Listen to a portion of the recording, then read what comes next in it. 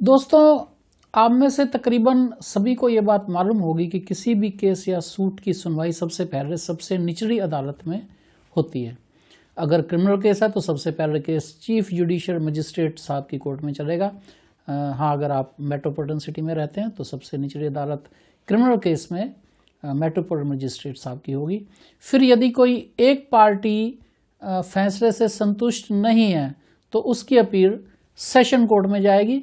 फिर कोई पक्ष यदि सेशन कोर्ट के फैसले से भी संतुष्ट नहीं है तो अपील ऑनरेबल हाई कोर्ट में और उसके बाद फाइनली सर्वोच्च अदालत यानी कि ऑनरेबल सुप्रीम कोर्ट में फाइल की जाएगी। ऐसे सिविल सूट में सबसे पहले सिविल जज साहब की कोर्ट, फिर अपील के लिए डिस्ट्रिक्ट जज साहब की कोर्ट, उसके बाद ऑनरेबल हाई कोर्ट और उसके बाद फिर फाइनली ऑनरेबल सुप्रीम कोर्ट।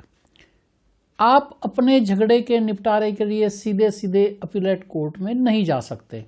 लेकिन जरा सोचिए, अगर कभी ऑनरेबल हाई कोर्ट को अगर अपने लिए न्याय मांगना हो तो क्या उसे भी न्याय की गुहार के लिए अपने से निचली अदालत में जाना होगा?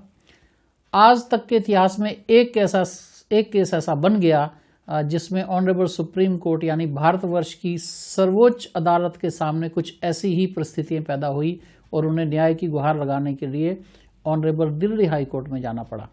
दोस्तों, मैं हूं नरेश कुमार भट्टी और आप देख रहे हैं मेरा यूट्यूब चैनल लीगल पर्सपेक्टिव। जिन लोगों ने मेरा चैनल सब्सक्राइब नहीं किया उनसे रिक्वेस्ट है कि कृपया मेरे चैनल को सब्सक्राइब कर लें ताकि मेरे आने वाले वीडियोस की नोटिफिकेशन आपको मिलती रहें और बेल आइकॉन को भी प्रेस कर लें। दोस्तों, क्योंकि ये परिस्थिति पैदा हुई राइट टू इंफॉर्मेशन एक्ट के प्रोविजंस के मुताबिक, इसलिए इस केस के बारे में बताने से पहले मैं आपको थोड़ा आरटीआई से रूबरू करवाता चलूं। सन 2000 से चल रही एक्टिविस्ट श्री अन्ना हजारे की महाराष्ट्र से शुरू हुई मुहिम से इतना जोर आया कि 2005 में भारतवर्ष में सूचना का अधिकार यानी राइट टू इंफॉर्मेशन एक्ट लागू हो गया। इस कानून के मुताबिक किसी भी आम व्यक्ति को यह अधिकार प्राप्त हो गया कि किसी भी सरकारी विभाग के सूचना अधिकारी के पास मात्र 10 रुपए की एप्लीकेशन लगाकर सूचना वो प्राप्त कर सकता है, जिसमें सरकारी निर्देश की प्रतिलिपि, सरकारी दस्तावेजों का निरीक्षण, सरकारी कार्य का निरीक्षण और यहाँ तक के सरकारी पदार्थों के नमूने भी प्राप्त किए जा सकें। और सबसे पहले जो एप्लीकेशन है उसके लिए पब्लिक इंफॉर्मेशन ऑफिसर के पास जाना होगा। फिर असंतुष्ट होने पर आप CIC में अपील कर सकते हैं यानी कि चीफ इंफॉर्मेशन कमिश्नर के यहाँ। और फिर भी यदि आप असंतुष्ट होते हैं तो अपील के जरिए आप ऑनरेबल हाई कोर्ट के सामने जाएंगे, फिर फाइनली ऑनरेबल सुप्रीम कोर्ट के यहाँ। अब मैं आपको वापस उस केस की तरफ लेके चलता हूँ। एक एक्टिविस्ट श्री सुभाष चंद्र अग्रवाल जी ने RTI के तहत एप्लीकेशन फाइल की कहाँ? सुप्रीम कोर्ट के पब्लिक इंफॉर्मेशन ऑफिसर के पास। और उसमें उन्होंने यह मांगा कि 7597 का जो ऑनरेबल सुप्रीम कोर्ट में एक रेजोल्यूशन पास हुआ है जिसमें ऑनरेबल सुप्रीम कोर्ट के जजेस को अपनी अपनी असेट्स यानी निजी संपत्तियों का ब्यौरा देना होगा, उसके ऑर्डर की प्रतिलिपि उन्होंने सूचना के अधिकार के तहत मांगी और कहा कि ये उन्हें दी जाए। अब जनाब, ऑनरेबल सुप्रीम कोर्ट के पब्लिक इंफॉर्मेशन ऑफिसर ने ये इंफॉर्मेशन देने से साफ साफ मना कर दिया और कहा कि ऑनरेबल सुप्रीम कोर्ट के जजेस RTI एक्ट के दायरे के अंदर नहीं आते। जो मिस्टर अग्रवाल थे उन्होंने इस फैसले के खिलाफ अपील CIC यानी कि चीफ इंफॉर्मेशन कमिश्नर के यहाँ दायर कर दी। यहाँ पर गड़बड़ हो गई।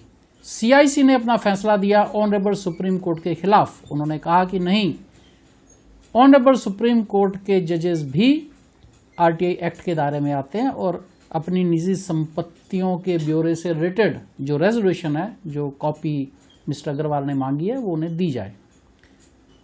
अब जनाब, टेक्निकली जैसा कि मैंने आपको शुरू में बताया, CIC के फैसले की अपील कहाँ जाएगी? हाई कोर्ट के अंदर। तो अब अगर ऑनरेबल सुप्रीम कोर्ट इस फैसले से संतुष्ट नहीं था तो उसे उसकी अपील करने के लिए दिल्ली हाई कोर्ट का दरवाजा खटखटाना होगा। उन्होंने खटखटाया और आखिरकार CIC के इस फैसले के खिलाफ ऑनरेबल सुप्रीम कोर्ट ने एक अपील दिल्ली हाई कोर्ट के अंदर दायर कर दी। लेकिन यहाँ भी दिल्ली हाई कोर्ट ने अपने फैसले में CIC के फैसले को बरकरार रखा, उनको बहाल रखा और कहा कि नहीं, सुप्रीम कोर्ट के जजेस को अपनी संपत्तियों का, निजी संपत्तियों का ब्यौरा देना होगा।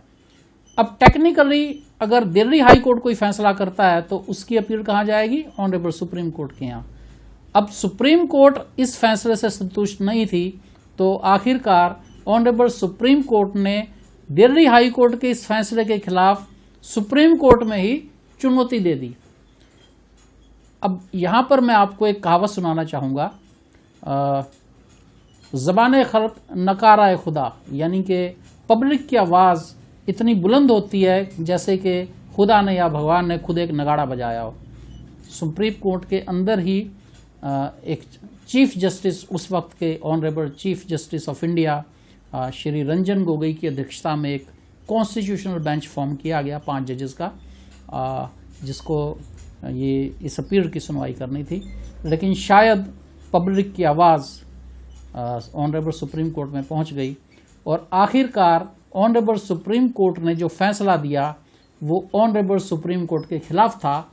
उसमें सुप्रीम कोर्ट की कॉन्स्टिट्यूशनल बेंच ने यह फैसला किया कि सुप्रीम कोर्ट के जजेस भी आरटीआई के दायरे में आते हैं और उन्हें अपनी निजी संपत्तियों का ब्यौरा देना होगा। और ना सिर्फ ये, बल्कि चीफ जस्टिस ऑफ इंडिया के सहित तकरीबन 7 जजेस ने अपनी निजी संपत्तियां पब्लिक डोमेन में जाहिर कर दी। तो यहाँ पर मैं आपको सिर्फ ये बताना चाहूँगा कि सूचना का अधिकार एक आम नागरिक के पास एक सशक्त हथियार के रूप में है, जिसका इस्तेमाल वो जब चाहें किसी भी सरकारी विभाग में कर सकते हैं। और एक बात आपको अक्सर, जो कि मैं कहता भी रहता हूँ, हम सबको भारत के जुडिशियल सिस्टम को मजबूत करने के लिए जुडिशियल सिस्टम में अपनी आस्था बनाए रखनी होगी।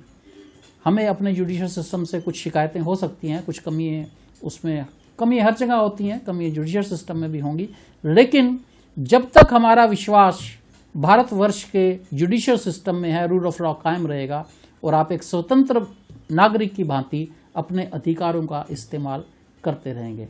आज की वीडियो में इतना ही। जल्दी मैं आपसे दूसरी वीडियो में मिलूंगा किसी नए टॉपिक के साथ। तब तक के लिए इजाज़त दीजिए। Thank you.